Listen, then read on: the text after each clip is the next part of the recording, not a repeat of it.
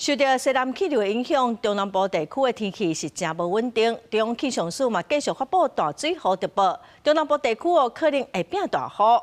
台中、南投、高雄山区是会落超级大水豪，都要特别注意。今天目前截至到上午9点的累积降雨量的话，台中、南投其实都有接近300毫米左右的一个累积降雨量哦。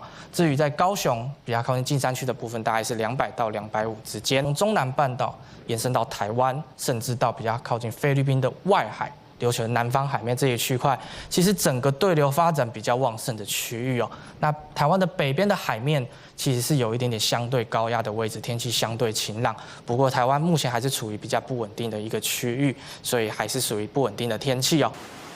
气象署提醒讲，台湾的附近因为透西南风，佮有地形的作用，雨水是佮真高，嘛集中伫苗栗、台中甲南投的北部。另外，台中佮有屏东南平，嘛爱特别注意雨势落袂煞，着爱特别注意洪灾。山区嘛爱注意会崩山。